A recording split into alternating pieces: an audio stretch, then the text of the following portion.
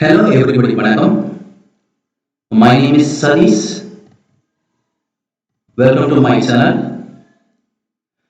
Today we are going to study that how to make the simple questions with auxiliary verbs and WH questions. Okay, player. இன்னைக்கு நாங்கள் இந்த வீடியோவில் எப்படி simple questions-ஐ உருவாக்குறது, அதாவது இந்த auxiliary verbs-ஐயும் WH question-ஐயும் பயன்படுத்தி எப்படி இந்த சிம்பிள் question-ஐ உருவாக்குறதுன்றதை பற்றி தான் பார்க்க போறோம். ரைட், அந்த வகையில் பாருங்க, டைப் ஆஃப் questions, அதாவது என்னென்ன question இருக்குது இங்கிலீஷ் கிராமர்ல பார்த்தா பாருங்க. முதலாவது ஜெனரல் question அல்லது எஸ் நோ question என்று சொல்லுவோம். ரெண்டாவது ஸ்பெஷல் question அல்லது இன்ஃபர்மேஷன் question அல்லது WH question என்று சொல்லுவோம். மூன்றாவது சப்ஜெக்ட் questions, நாலாவது ஆல்டர்னேட்டிவ் questions, ஐந்தாவது டைப் question. ஓகே, இப்படி 5 வகையாக நாங்கள் இந்த கொஸ்டினுடைய வகைப்படுத்தலை நாங்கள் செய்திருக்கோம். இதுல இன்னைக்கு நாங்கள் இந்த 2 கொஸ்டின் பற்றி தான் கேட்க போறோம். அதாவது general question and special question. இந்த சப்ஜெக்ட் கொஸ்டின் இவற்றை பற்றி நாங்கள் in future we will study. ஆனா நாளைக்கு சின்ன இன்ட்ரோடக்ஷன் இந்த 3 பற்றி சொல்றேன். இப்ப சப்ஜெக்ட் கொஸ்டின் என்று சொன்னால், அதாவது நாங்கள் கேட்கிற கேள்வியில சப்ஜெக்ட் என்பது இருக்காது. அதான் இந்த சப்ஜெக்ட் கொஸ்டின். இப்ப பாருங்க, ஒரு எக்ஸாம்பிள் சொல்றேன். Who is the president of the Sri Lanka? அப்ப அங்க சப்ஜெக்ட் இருக்கு, அங்க கூ தான் இருக்கு, கூ. அப்ப அப்படியான கேள்வியில தான் நாங்க சொல்லுவோம் சப்ஜெக்ட் கொஸ்டின் சொல்லுவோம். அடுத்தது ஆல்டர்னேட்டிவ் கொஸ்டின். ஆல்டர்னேட்டிவ் கொஸ்டின் என்ன? அதாவது நான் ஒரு ப்ரிஃபர் பண்றது, அதாவது ப்ரிஃபரன்ஸ் கொடுக்கிறது. அதாவது இப்ப பாருங்க, example, would you like a cup of tea or coffee? அப்ப அங்க டீ ஓ காஃபி அந்த ப்ரிஃபரன்ஸ் கொடுக்கிறது, அப்படி கேட்கிறது. அதுதான் சொல்றது ஆல்டர்னேட்டிவ் கொஸ்டின் சொல்றது. ரைட். பட் டைப் கொஸ்டின் சொன்னா, டைப் கொஸ்டின் அல்லது மினி கொஸ்டின், அதாவது சிறிய வினான்னு சொல்லுவோம். அப்ப டைப் கொஸ்டின் சொன்னா, ஃபார் எக்ஸாம்பிள் பாருங்க, you speak English don't you? அப்ப அந்த don't you, you speak English don't you, நீ ஆங்கிலம் கலைக்கிறாய் இல்லையா அந்த மாதிரி. ஷார்ட் கொஸ்டின் தான் சொல்றது டைப் கொஸ்டின் சொல்றது. ரைட். அப்ப இந்த கொஸ்டின் பற்றி in future we will study. Today நாங்கள் இந்த 2 கொஸ்டின் பற்றியும் தான் பார்க்க போறோம். மெயினா சரியா முக்கியமானது ஜெனரல் கொஸ்டின்ஸ். ரைட். ஓகே, முதலாவது ஜெனரல் கொஸ்டின் அல்லது ஜஸ்ட் நோ கொஸ்டின் என்னன்னு பார்ப்போம். Okay, general question. if a question which is formed by an auxiliary verb that is called as yes no question. அதாவது நாங்கள் auxiliary verb படிச்சிருக்கோம், அதாவது be verbs. இந்த auxiliary verb தான் நாங்க சொல்றது helping verbs. There are 23 auxiliary verbs in English grammar. சரியா? அந்த auxiliary verb பயன்படுத்தி உருவாக்கப்படுகிற கேள்விகளை தான் நாங்க சொல்றது என்னது ஜெனரல் கொஸ்டின் அல்லது எஸ் நோ கொஸ்டின் சொல்லுவோம். இப்போ auxiliary verb னா உங்களுக்கு தெரியும், be verbs என்னென்ன? am, is, are, was, were, will be, shall be, அதெல்லாம் தானே அது auxiliary verb னு சொல்லுவோம். அதை விட என்ன இருக்கு? being, been, be, were, have, has, had, அதுகள் were, do, does, did. இதை விட will, would, shall, should, அது were, may, might, must, can, could. இப்படியானதான் சொல்றது என்னண்டு auxiliary verbs. அவை பயன்படுத்தி நாங்கள் அமைக்கப்படுகிற கொஸ்டினை தான் சொல்லுவோம் என்னண்டு yes no questions என்று சொல்லுவோம். சரியா? ஓகே, இப்ப பாருங்க, அந்த வகையில முதலாவது இதனுடைய சென்டென்ஸ் பேட்டர்ன் எப்படி இருக்கும்? yes no question sentence pattern எப்படி இருக்கும்னு பாருங்க.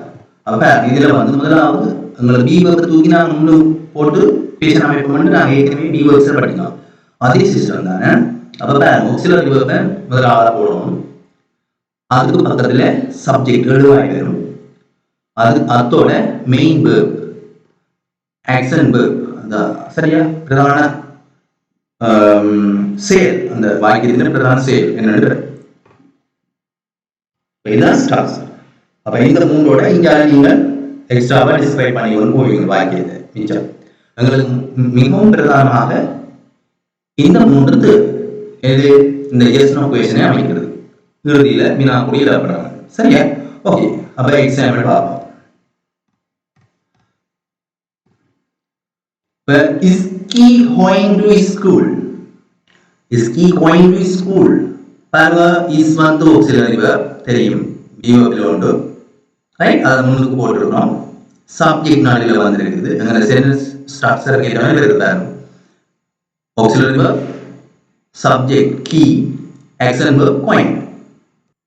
அப்ப is he going to school அவன் பாடசாலைக்கு போகிறானா ஆன்சர் எப்படி பண்ணணும் yes he is yes he is right அப்ப yes என்றதான் yes or no அப்ப no ன்னு சொன்னா no he isn't என்ன சொல்றோம் அப்ப yes he is yes அவன் போகிறான் ரைட் அவன் போய் கொண்டிருக்கான் என்ன சொல்றோம் ரைட் இப்ப அடுத்து is it raining மழை பெய்கிறதா no isn't இல்ல பெய்யவில்லை என்ன சொல்றோம் right are you coming with us yes I am ஓ நான் வாரேன் நீங்க என்னோட வருகிறீர்களா ஓ நான் வாரேன் அந்த மாதிரி சொல்றது சரியா அவ இதுல சென்டென்ஸ் பாருங்க ஆக்ஸிலரி முன்னுக்கு வந்துருக்கு ஆக்ஸிலரி வெர்ப்ஸ் ரைட் ஓகே இப்ப பாருங்க அடுத்த எக்ஸாம்பிள் அவ பாருங்க டென்ஸ் மாறுது அங்க பிரசன்ட் டென்ஸ் இங்க பாஸ்ட் டென்ஸ்ல வருது was he studying அவன் படித்துக் கொண்டிருந்தானா yes he was அவன் படித்துக் கொண்டிருந்தான் were you sleeping then அதற்கு அப்புறம் நீ தூங்கிக் கொண்டிருந்தியா yes I was அப்ப இங்க I was இங்க were you இங்க you என்றபடியா நீங்க உங்களை கேட்கிறேன் were you sleeping நீங்க தூங்கிக் கொண்டிருந்தீங்களா என்றால் நீங்க ஆன்சர் பண்ண போறீங்க அப்ப ஆன்சர் பண்ணீங்க yes I was தான் ஆன்சர் பண்ணீங்க I தான் உங்களை கேட்கிற அப்ப ஆன்சர் பண்ணீங்க yes I was என்று சொல்ல போறீங்க ரைட் அப்ப இங்க இது I காக was மாதிரி இங்க were இங்க was அப்ப மாற்றம் உங்களுக்கு விளங்கும் சரியா ஓகே அடுத்து will you come with me நீங்க வருவீங்களா என்னோட yes I will yes நான் உங்களிடம் வருவேன் அப்ப அந்த I will என்றது இவ்வளவு yes I will come with you என்று சொல்றாங்க சரியா ஓகே அடுத்து பாருங்க will you help me no I won't தெரியும் உங்களுக்கு will not in the short form தான் won't ன்னு சொல்றது will not in the short form won't சரியா ஓகே no I won't நான் உங்களுக்கு உதவி செய்ய மாட்டேன் okay do you speak English நீங்க ஆங்கிலம் பேசுகிறீர்களா yes I do yes நான் ஆங்கிலம் பேசுகிறேன் yes I do speak English okay right இப்ப பாருங்க does she go there அவள் அங்கே போகிறாளா yes she does அவள் போகிறாள் ஓகே ரைட் இது கிளியர் உங்களுக்கு இப்ப பாருங்க past tense helping verb அதாவது do plus அதுல வந்து இறந்த காலத்துக்குரியது did அப்ப did you buy it did you buy it அப்ப ஆன்சர் எப்படி வரும் no I didn't நான் வாங்கவில்லை அடுத்து can you receive the letter அப்ப இங்க have சரியா helping verb அது முன்னுக்கு இருக்குது you subject received verb action verb சரியா அதாவது பிரதான மெயின் verb ரைட் அப்ப அந்த ஆர்டர்ல உங்களுக்கு क्वेश्चन அமையுது அப்ப can you receive the letter yes I have நான் பெற்றுக்கொண்டேன் சரி yes I have நான் பெற்றுக்கொண்டேன் has he returned from foreign அவன் foreignல இருந்து திரும்பிட்டானா yes he has yes அவன் திரும்பிட்டான் ரைட் ஓகே அப்ப இப்படியான auxiliary verbs தான் பயன்படுத்தி அமைக்கப்படுகின்றது முதலாவது question tab என்ன question tab உங்களுக்கு தெரியும் என்ன question tab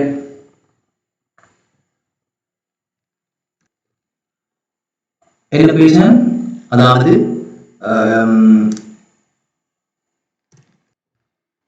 yes no question ன்னு சொல்லுவோம் சரியா ஓகே இப்போ பாருங்க ஓகே அப்ப yes no question படிச்சிட்டோம் ரைட் இப்போ பாருங்க ஸ்பெஷல் question ஓ WH question சரியா? இதென்ன என்ன? If the equation which is formed by a WH equation that we call as information equation or WH equation. Right. அதாவது எங்களுக்கு WH ஆரம்பிக்கிற சில சொற்கள் இருக்கிறது. சரியா? அதாவது இப்ப when, where, who, why, what அப்படியான சொற்கள் இருக்குது. how அப்படியான சொற்களை கொண்டு ஆரம்பிக்கப்படுகின்ற வசனங்களை தான் சொல்றது என்னென்று WH equation அல்லது ஸ்பெஷல் equation அல்லது இன்ஃபர்மேஷன் equation சொல்லுவோம். ரைட்?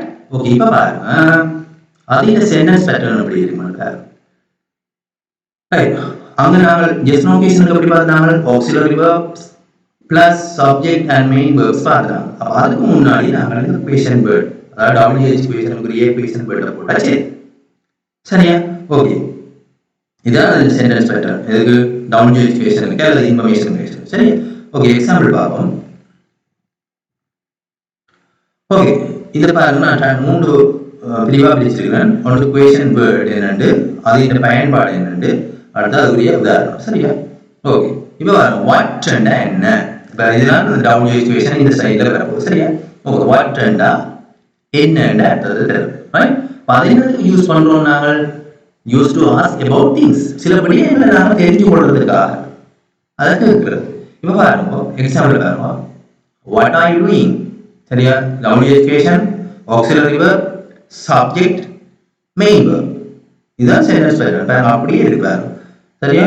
WH equation, அடுத்தது auxiliary verb, அடுத்தது subject, அடுத்தது main verb. ஓகே, நீங்கள் என்ன செய்யணும் இருக்கிறீர்கள்? அப்ப இதுக்கு நீங்க ஆன்சர் பண்ணுவீங்க, I am writing a letter. நான் ஒரு கடிதம் எழுதி கொண்டிருக்கிறேன் என்று ஆன்சர் பண்ணுவேன். அதே what do you think about the movie? அந்த மூவியை பற்றி நீங்க என்ன நினைக்கிறீங்க?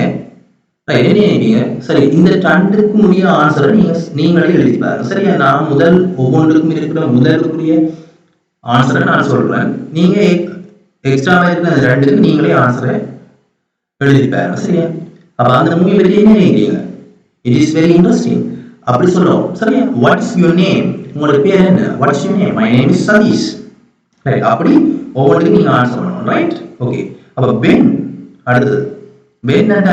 எப்பொழுதுன்ற அர்த்தத்தை தரும். எப்பொழுது. சரி, use to ask about time. நேரங்களை பற்றிய விடயங்களை அறிந்து கொள்வதற்காக இந்த when பயன்படுத்தப்படுகிறது. சரியா? ஓகே, ஒரு example, when will the meeting start? எப்பொழுது மீட்டிங் ஆரம்பிக்க போகிறது? It will start tomorrow at 8 o'clock morning. சரியா? It will start at 8 o'clock in the tomorrow morning. அன்னு சொல்லலாம். ரைட்? ஓகே, இப்போ அடுத்தது when you are leaving, நீங்கள் எப்பொழுது புறப்படுகிறீர்கள்? ரைட், அது நீங்களே ஆன்சர் பண்ணுங்க. when is your birthday? எப்பொழுது உன்னுடைய பிறந்த நாள்? ரைட். where, எங்கே என்ற அர்த்தத்தை எங்கே. இது எனக்கு கேட்கப்படுது பிளேஸ் சம்பந்தப்பட்ட விடயங்களை கேட்கறதுக்கு அறியறதுக்காக கேட்கப்படுது. where is my bag? where is my bag? எங்கே என்னுடைய by? it is in the room. அது அறையில் உள்ளது. அதே மாதிரி where do you live? எங்கே நீ வசிக்கிறாய்?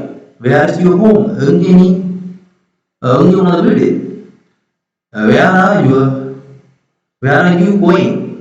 where are you going? எங்கே நீ போய் கொண்டிருக்கிறாய்? சரியா? ரைட், இதற்கு ஆன்சர் நீங்களே எழுதுங்க. இப்ப பாருங்க, who அண்ட் யார் என்ற அர்த்தத்தை தரும்.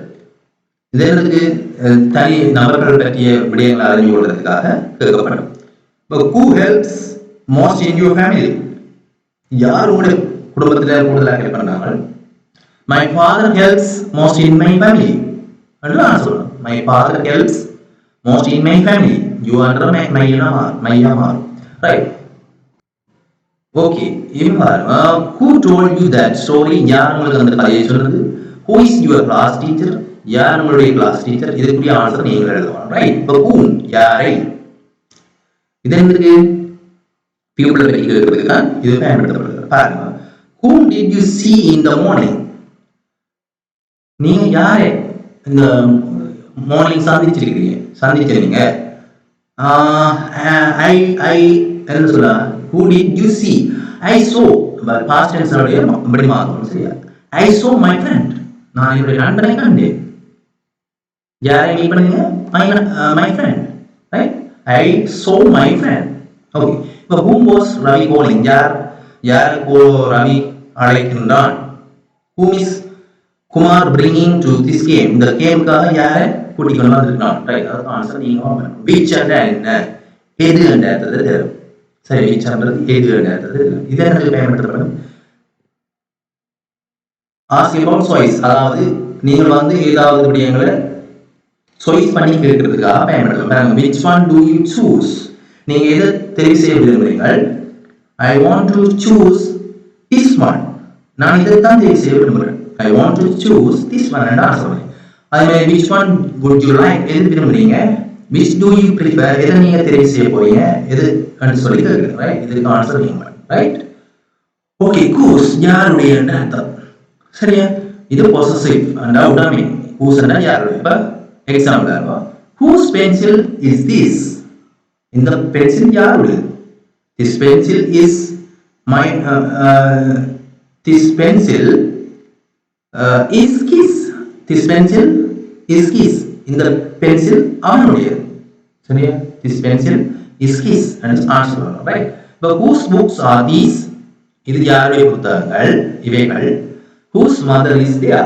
யாருடைய அம்மா அங்க இருக்கிறா என்று கேட்கிறீங்க ரைட் ஆன்சர் இதுக்கு நீங்கள் ரைட் why என்றது ஏன் என்றது தெரியும் why ஏன் இது ரீசன் ஒரு காரணத்தை அறியறதுக்காக ரீசன் அல்லது கோசஸ் காரணத்தை அறியறதுக்காக கேட்கப்படும் why it happened ஏன் அது நடந்தது and நீங்க என்ன சொல்லலாம் it was an accident அது ஹெச்சேல ஒரு ஆக்சிடென்ட்டா நடந்தது why did it happen it was an accident why is he crying அவனை அழுகிறான் why are you coming here இதுக்கு ஆன்சர் நீங்க தான் ரைட் ஓகே how எப்படி என்றது how ண்டா எப்படி என்றது தரும் இது வந்து உங்களோட மேனர் உங்களோட ஒரு என்ன மேனர் சொன்னா ஒரு உங்களுடைய ஒரு முறை அதாவது ஒரு முறை சம்பந்தமாக இருக்கிறது ரைட் ஓகே இப்போ how can you explain this problem எப்படி இந்த பிரச்சனையை பற்றி உங்களுக்கு விவரிப்பது how can you get here எப்படி நீங்க இங்க வருவீங்க how is your job எப்படி இருக்குது உங்களுடைய தொழில் how are your parents உங்களுடைய அம்மா அப்பா அப்படி இருக்கிற அப்ப இதுக்குரிய ஆன்சர்ல நீங்க தான் சொல்லணும் for example how is your job பண்ணா it is fine ஓகே அப்படி அப்ப இதோடைய ஆன்சரை நீங்க பண்ணணும் ஓகே இப்ப பாருங்க அப்ப இது வந்து ஸ்பெஷல் குவேஷன் அல்லது இன்ஃபர்மேஷன் குவேஷன் அல்லது WH குவேஷன் என்ற டைப்ல சரி அப்ப உங்களுக்கு இன்னைக்கு ரெண்டு விஷயம் படிச்சிருக்கணும் yes no குவேஷன் அல்லது WH குவேஷன் அப்ப WH குவேஷன் ரெண்டுக்கும் இடையில ஒரே ஒரு வித்தியாசம் auxiliary verb yes no குவேஷனுக்கு auxiliary verb தான் முன்னுக்கு ஆரம்பிக்கும் WH குவேஷனுக்கு அந்த WH குவேஷனுக்குரிய சொல் தான் ஆரம்பத்தில் இருக்கும் அடுத்தது auxiliary verb அப்ப ரெண்டுக்குரிய வித்தியாசம் உங்களுக்கு விளங்கி இருக்கும் ரைட் இது மிக முக்கியமான செக்ஷன் பிள்ளைகள் வழியா படியுங்க ஏதாவது டவுட் இருந்தா கமெண்ட்ஸ்ல போடுங்க okay thank you for your வாட்சிங் இந்த வீடியோ உங்களுக்கு பிடிச்சிருந்தா லைக் பண்ணி ஷேர் பண்ணுங்க okay see you bye take care